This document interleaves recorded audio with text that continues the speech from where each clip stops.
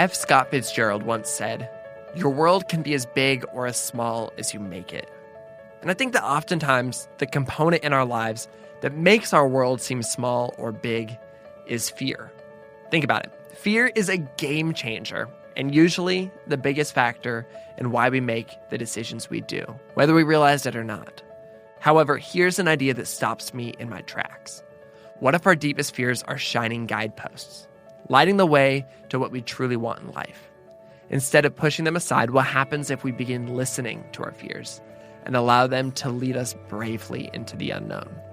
My Sounds Good guest today, Meera Lee Patel, has taken the big, scary concept of fear and crafted a personal yet universal love letter to it. Meera is an illustrator and she's an artist, and she's raised on the shore of New Jersey, and she recently released her latest book, My Friend Fear, Finding Magic in the Unknown. Today, she joined me in the studio to help us all examine fear, where it comes from, how it can hold you back, and how it can be harnessed into a power for good. I am Branden Harvey, and this is Sounds Good, the weekly podcast where we have conversations with inspiring people who are rejecting cynicism and using their lives to make an impact. I honestly think that this conversation could change everything. Let's dive right into it.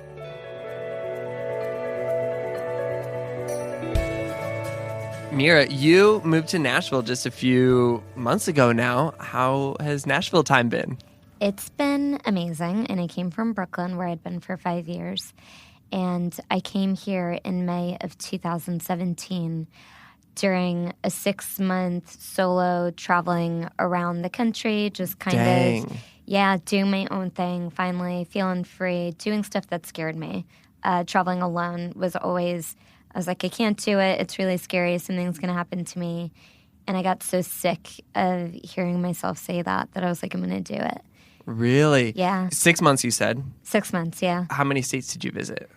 I think 7 or 8 plus Vancouver. Wow, so that's went amazing. Went to Canada too, yeah. Good. Yeah. So I came here. I got to Nashville in May, and I stayed here for a month, and I just fell in love with everybody I met. I made an amazing group of Nashville people. kind of does that. Yeah. I started dating somebody. Whoa, from here? From here. Oh, wow. Yeah. And I kept traveling. I was like, I'm only here for a month, like no ties. I kept going, and then I eventually moved back here at the end of October. That's amazing. Yeah. That's really, really Yeah. fun. Bring me back to this process of beginning this road trip then, because that's fascinating. So 2017 was for me full of surprises and a lot of change that I had been working so hard towards through all of my 20s. I finally quit my full-time job. How long were you at your job? 7 years. 7 years? Yeah. What were you doing? I was an editor at a technical publishing company, and we published papers written by electrical engineers. Where did that come from? How did you get started doing that? I went to school for journalism. Okay. And I landed an internship there the month after I graduated, and that turned into a temporary position, and that turned into a permanent position. And I was very, very, very unhappy. Really? Mm-hmm. The whole time? The entire time. Wow. And after about a year of working there, I felt so disconnected from myself. The work I was doing is very important. Engineers are amazing. My dad is an engineer, so he was really excited for me to be working there, and I was just not feeling it.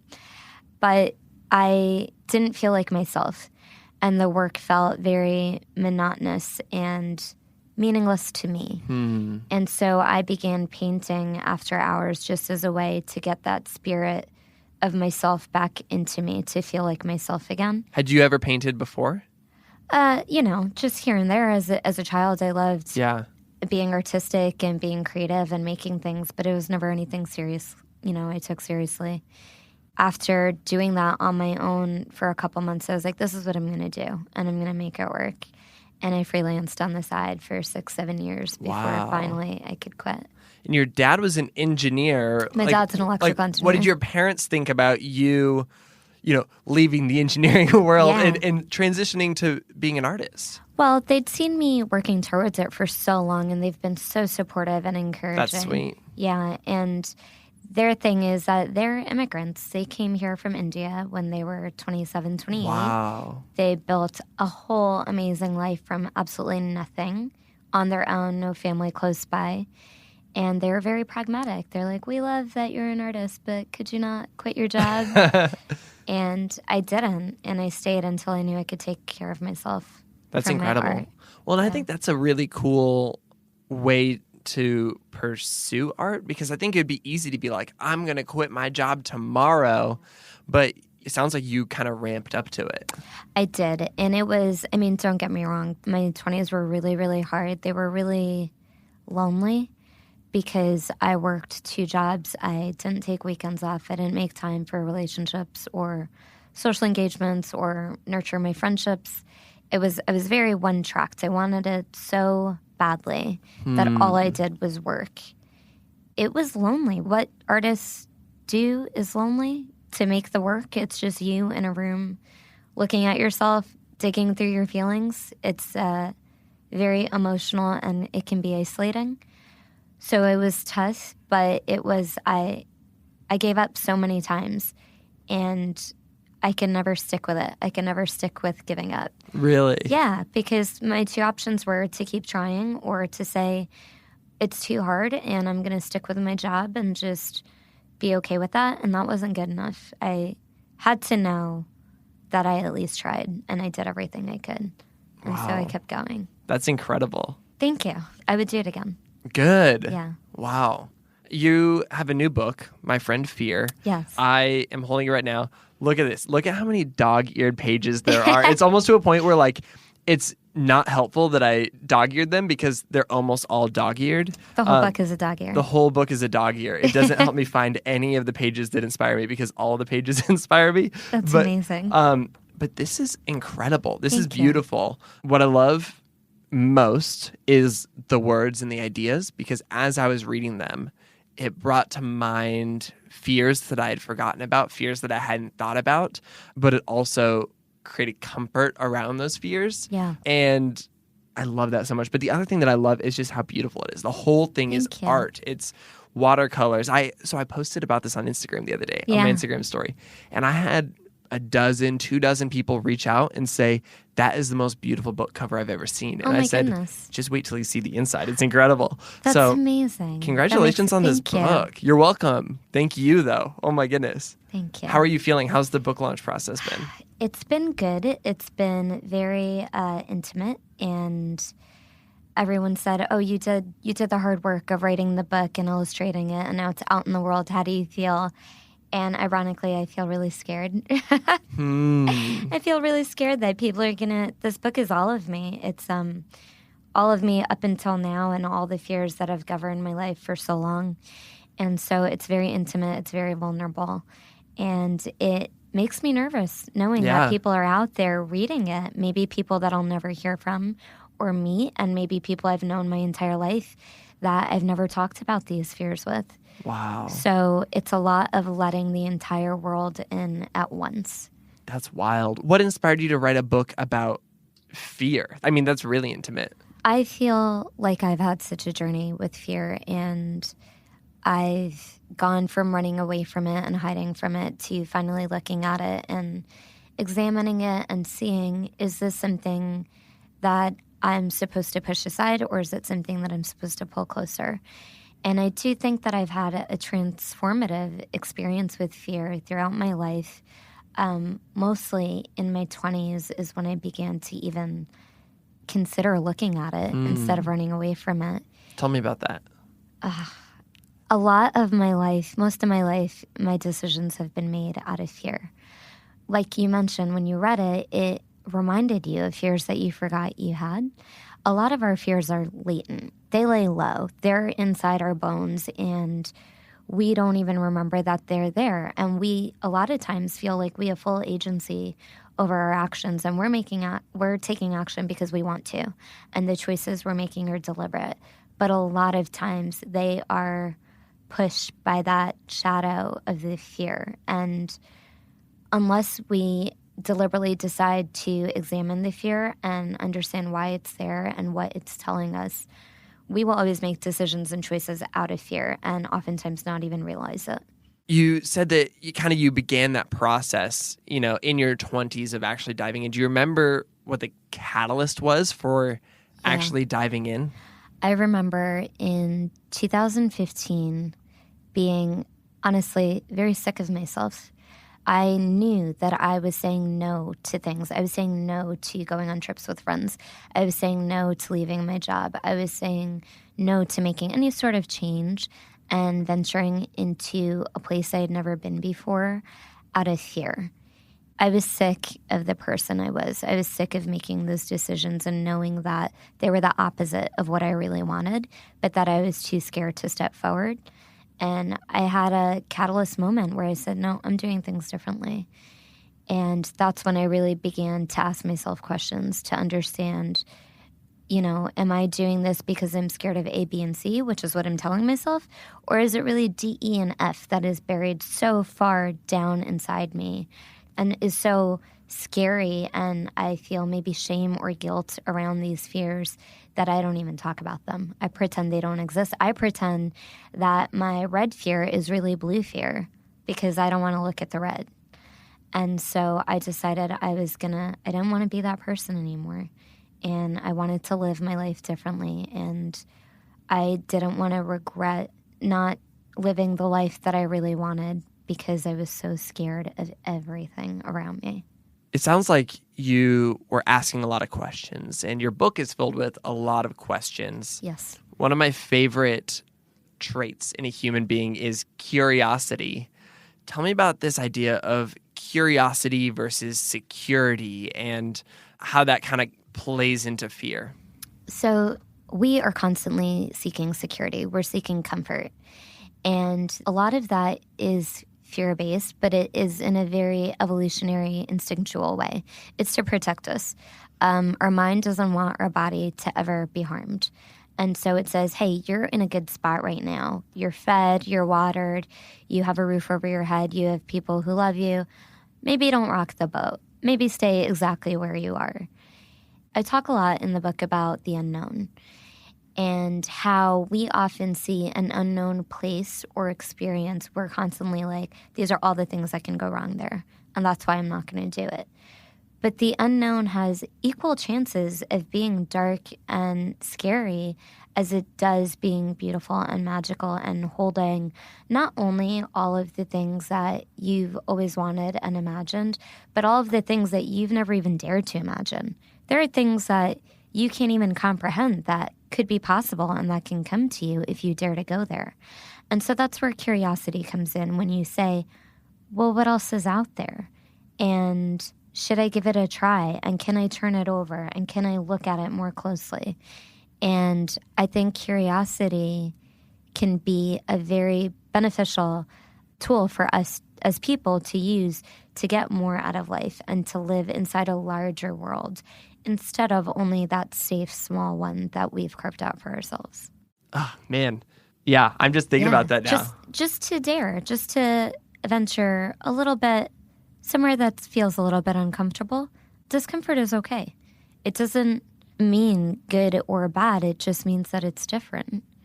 And if you don't stretch yourself in those ways and you don't push your own boundaries, you'll never be able to expand. And that means your life doesn't get to expand and the world you're in doesn't get to expand. It will always be as small. You can make it, F. Scott Fitzgerald, one of my favorite quotes, he says, your world can be as big or as small as you decide to make it. And so knowing that that's up to you and you can make choices to expand your world, that's really, I think, empowering.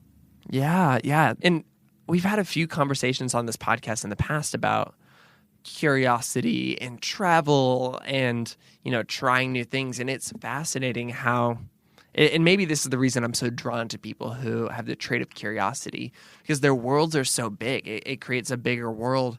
And that's something that I think that I strive for in many ways. Me too. It's a practice. Yeah. It's not easy. No. And it's not maybe something that you'll ever feel comfortable doing, but I do think like any other habit, it gets easier and easier. Yeah. And it's interesting because, you can almost become comfortable with a certain kind of exploration, a certain kind of adventure or discomfort. I became really comfortable a few years ago with travel. Like it didn't even become a big deal for me. I would just be like, oh, I'm going to this place I've never been before. A little scared, but I'm just going to go do it. And I realized that in many ways, maybe the thing that I feared more was staying home and getting to know myself and diving inward. And so that was kind of this thing where I had almost flipped the switch. It was a distraction. Yeah. Whereas initially it was, I think, healthy for me to to push those boundaries of fear. Yeah, because you identified a fear and you're like, I'm going to confront it and I'm going to do it anyway, which is amazing. And it's also, I think, amazing that you started to notice that it became an escape and what you were really escaping was yourself. Yeah. So what did you do? So I mean, a number of things. I started having more intimate conversations with people I loved about, myself and who I am and themselves and being able to dive into those conversations. I started going to counseling, which is amazing. Yeah. I started reading a little bit more, but I'm still very much in this process of figuring things out. It's I think it's continual because you are also constantly changing, as you should be. That's how you're growing and learning and becoming the person that you want to be. And so it's a constant practice to get to know yourself. Man. Which is also, I think that's so incredible. I love that you can be as many people as you want to be. Like they're all inside you. And whether you allow them to come out and whether you look at them and want to get to know them, that's up to you. It is really funny. As I was reading your book, I was like, it felt a little bit like counseling as I was going through it. Yeah, in a good way, or did it feel in a good way, invasive? in a really helpful, healthy way. Okay.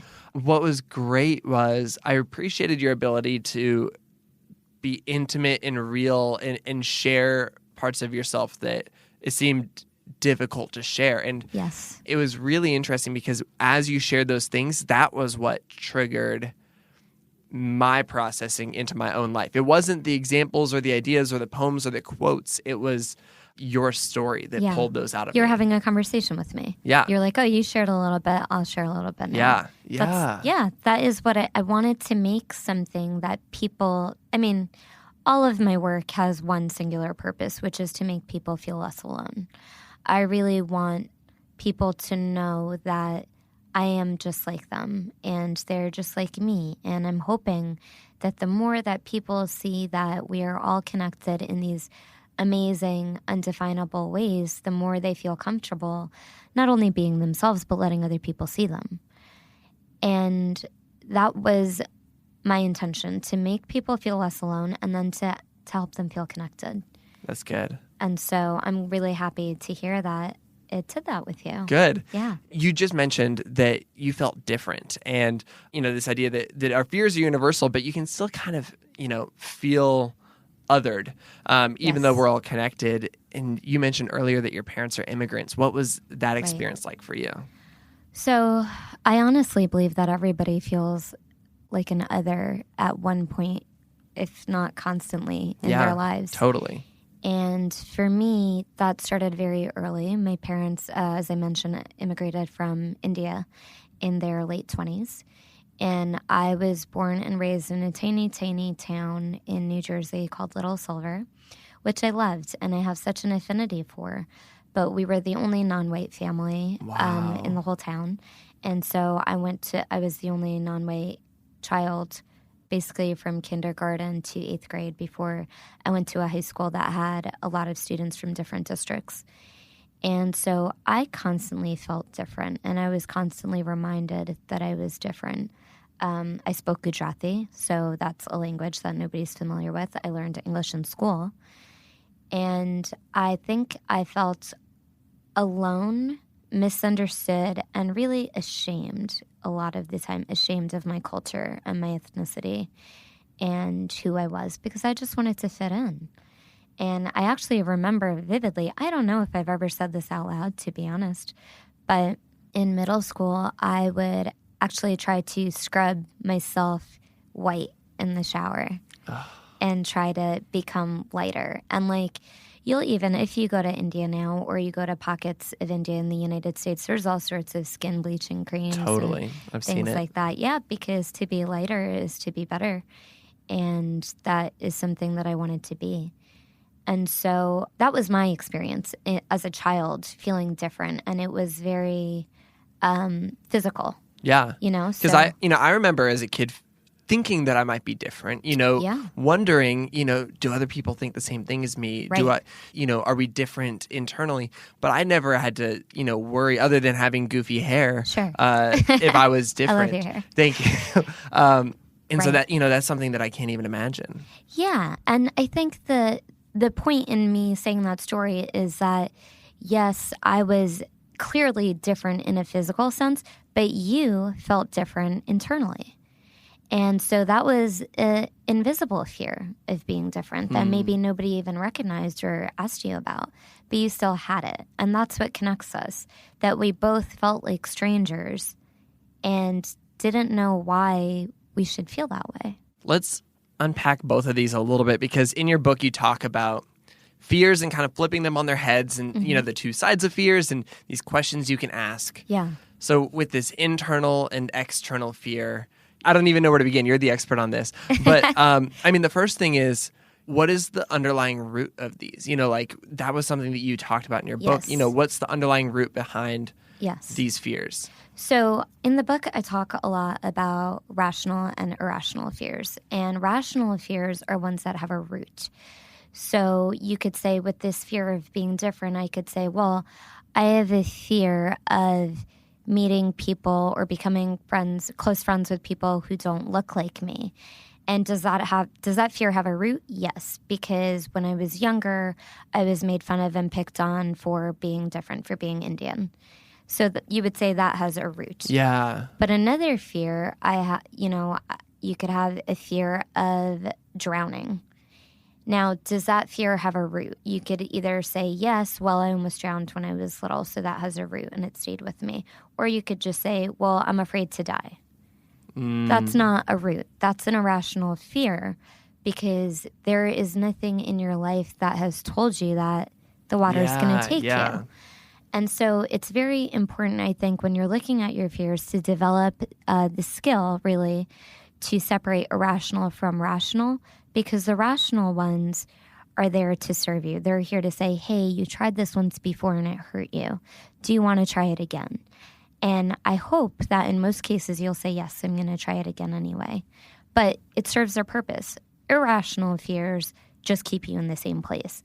That irrational fear is saying, don't go in the water. Don't go to the beach. Don't go on a boat, because you have this huge fear of dying that, is a real fear, but it's keeping you from experiencing something beautiful just out of fear. And so when you develop that skill at being able to differentiate rational and irrational fears, and you can do this on a daily basis. Oh, I'm afraid to smile at that stranger I passed on the street. Is that rational or irrational? Yeah. And then you can make decisions that aren't out of irrational fear. That's really good. And your book is called My Friend Fear. Yes. Would you say that your friend fear is the rational fear and irrational fear isn't a friend, or are they both friends? I think they're both friends, and I think that they become friends when you learn to see them and understand them instead of running away from them.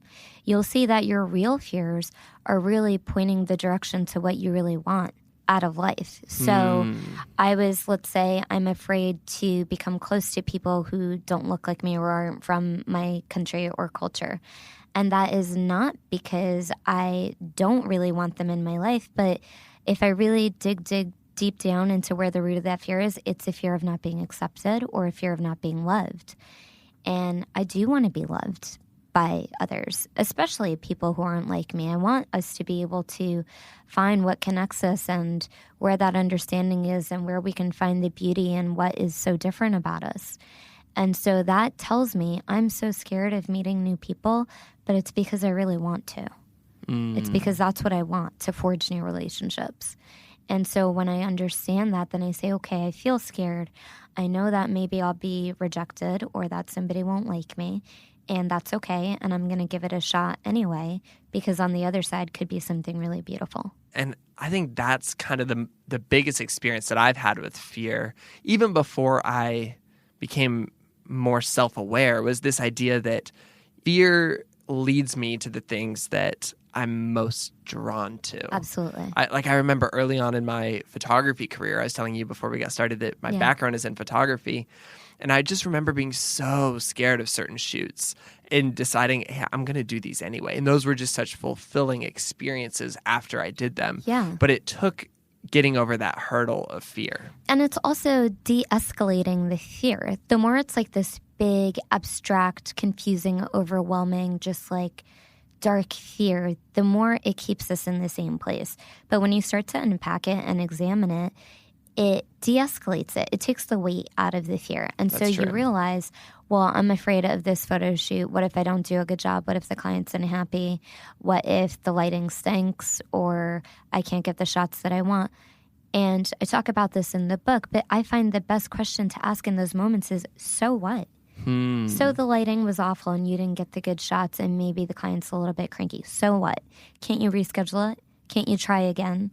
Don't you have another chance to do better?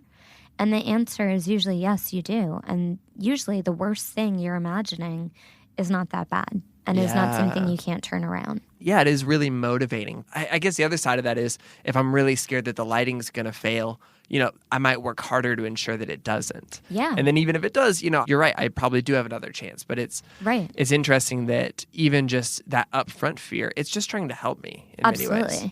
Yeah, and it's reminding you, these are the things that could go wrong. How can we take care of these? How can we put measures into place so that we aren't confronted with these issues that are overwhelming us? One of the fears that you talked about in your book was this fear of going to the beach. Tell me a little bit about that, if you don't mind. Sure. So this was a fear that I grappled with, whether I should put it in the book or not, because it is probably the one that I've had for the longest, my entire life. And it's the one that I always ran away from. And it's the one that I allowed to bring so much shame into my life. And so it's a body insecurity. And the reason I decided to include it in the book is because I think that everybody has body issues. Everyone has physical insecurities that they carry around with them and they allow them to expand and hurt them way more than they should. And so I thought about it a lot. I talked to a few close friends and they were like, you know what, this is a universal fear. We think it's really important you include it. We know you feel really vulnerable and, scared of people knowing this about you, but you should do it. It's important. And so I wrote about my own body fears. And I think it's really important for me to acknowledge them because most people see me as just this small, petite girl. And I'm sure a lot of people are like, oh, you're so lucky, that's your size and things like that. And what they don't know is that I carry so much shame about my body. And there are so many things that I wish I could change about it. And so when I was born, I had corrective surgery on my left foot and leg to correct the positioning of it. Oh, wow. And I wouldn't have been able to walk otherwise. And so I had a surgery when I was born, tiny baby, and then again at 6 months. And I wore braces for many years and corrective shoes and things like that. And because of that, I have a 20-inch scar that just snakes up the back of my leg. Oh, wow. And all along the side of my foot. And I've always been very, very ashamed of it. And so as soon as I became cognizant of the fact that I was different and that this was something that other people were going to pick on me for, I just started hiding.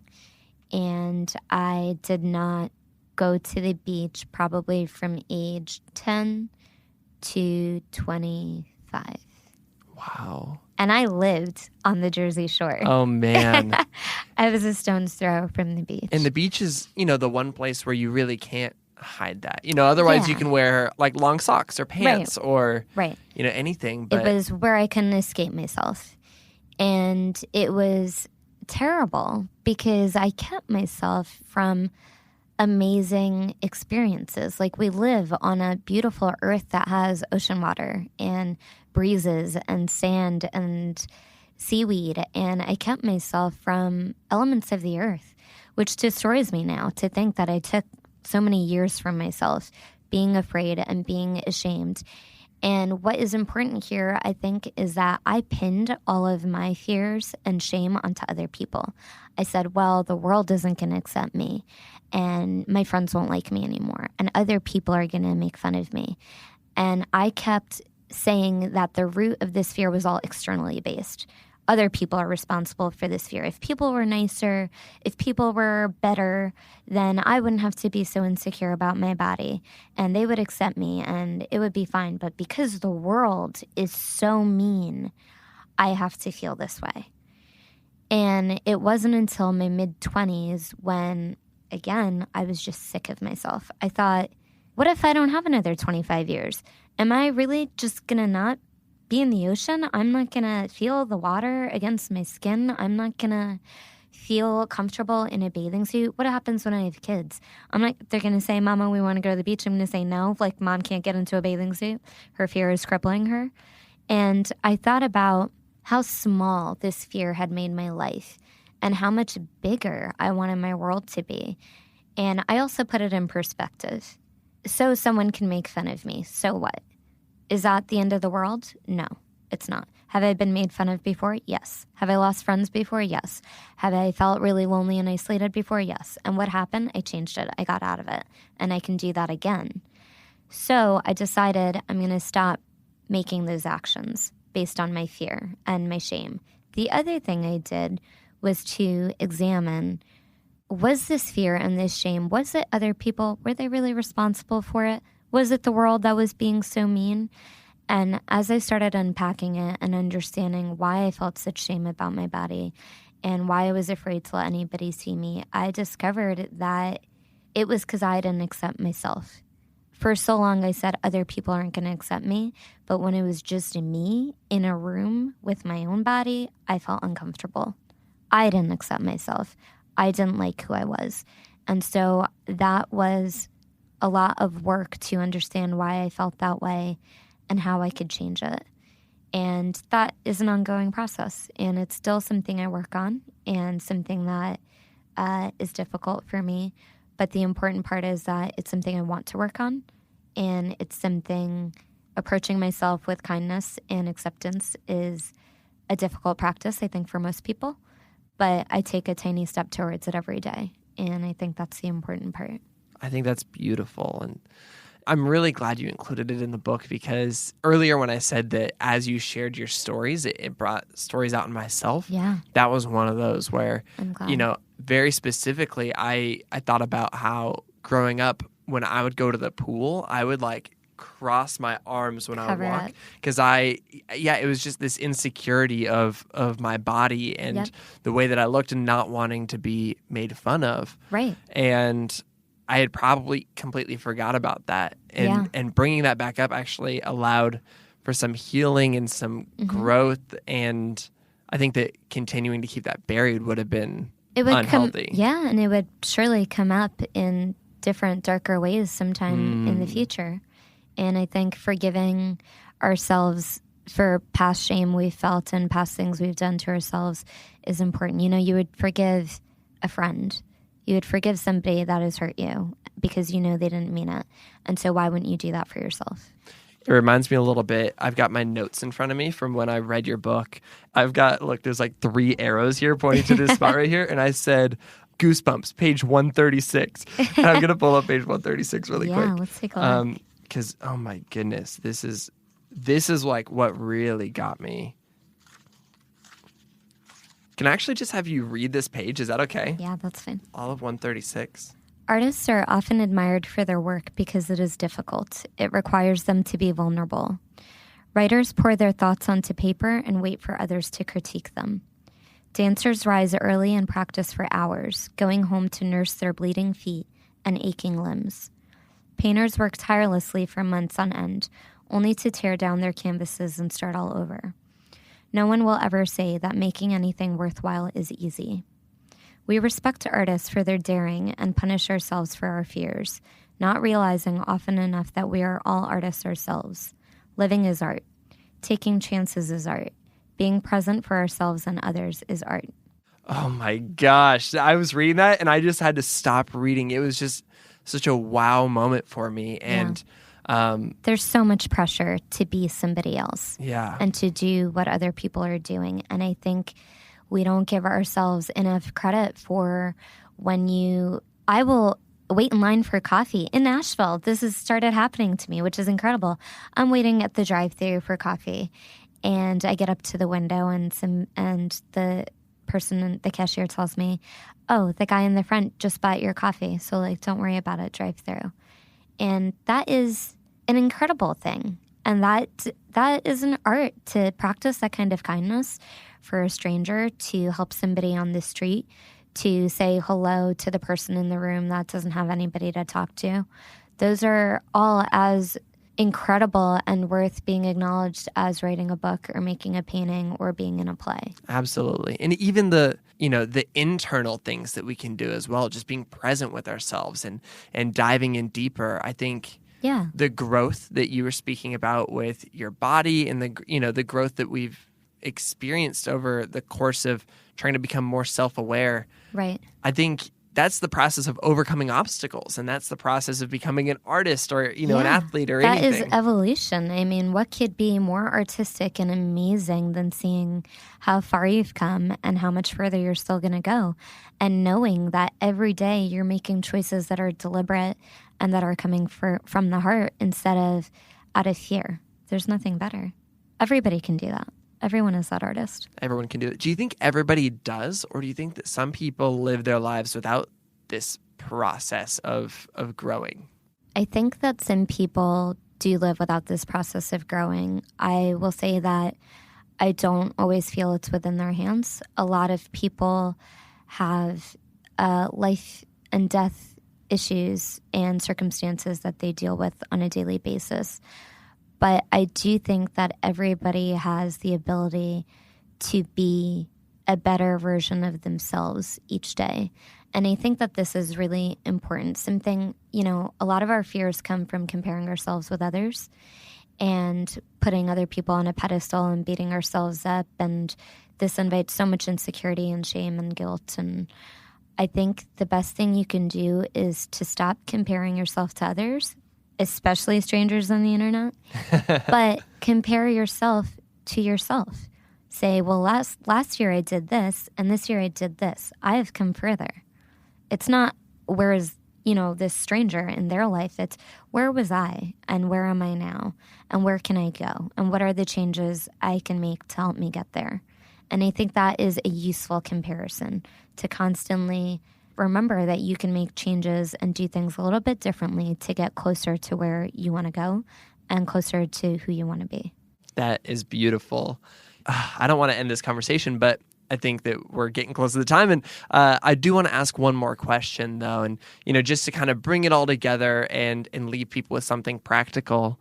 Your book is called My Friend Fear, and it's about the process of befriending fear. Mm-hmm. For people who are at the beginning of their journey, and I think we all have a long way to go in our journey, and nobody's, going to finish this journey. No, it's ongoing. What's a practical, tangible piece of advice you would give them to get started building this relationship with fear and letting it be a guide and not a goalie? Right. So fear, there's a physical side of fear. There are, cold, clammy palms. There's heart racing. There is your mind either being stunned into silence or being filled with noise. And so my advice would be the next time you feel fear, notice it. Say, I feel really scared right now. And then begin the process of examining it by just asking yourself, why? Why do I feel afraid right now? And maybe write it down. If it's something, I find it overwhelming to think through things all the time, so I write them down. Why do I feel afraid? I feel really scared that I'm going to go to this job interview and not get it. And then ask yourself, okay, so what if that happens? And write down all the things that could go wrong. And then look at them and try to take a little perspective with it and understand, is it so bad? Is there something you can do to prevent it from happening? And also recognizing and giving yourself grace and saying, a little bit of this is out of my hands, and that's okay. And I'm going to do the best I can, and we'll see how it goes. So to answer your question more simply, the next time you feel fear, stop, recognize that you're feeling fear and ask yourself, why am I afraid? And then go from there to unpack it and examine it.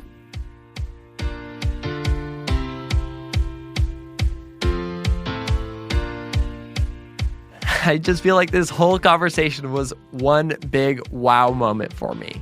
I hope I'm not the only one. It can be so easy to let your fears rule your life without noticing it, and so hard to figure out how to stop doing it. So, like Meera said, the next time you feel fear, stop. Recognize it. Ask yourself why it's there, and then examine it. Y'all, do yourself and everyone else a favor by following Meera on social media. I love her on Instagram and Twitter. And most importantly, though, go and pick up her book. It's called My Friend Fear.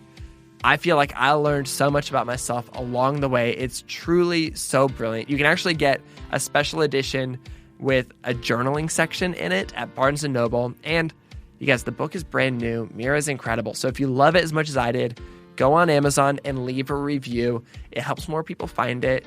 I know that she'd appreciate it. If you knew it sounds good, we would love for you to stick around. You'd also love my conversation with the author of Choose Wonder Over Worry, Amber Ray, or the brilliant Adam J. Kurtz. Both of these people completely embody so much of what we've talked about in this episode, and I think you'd love their conversations. You can find these episodes and another 90 or so episodes wherever you listen to podcasts. In fact, wherever you're listening to podcasts right now.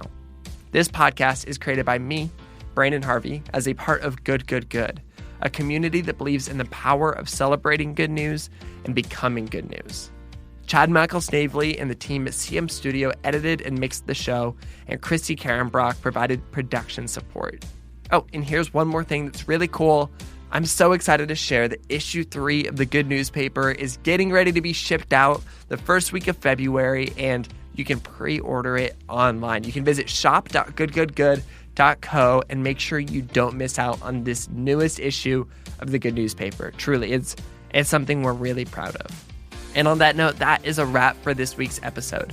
Let's start moving towards seeing our fears as an opportunity to uncover beauty and magic in the unknown. Sound good?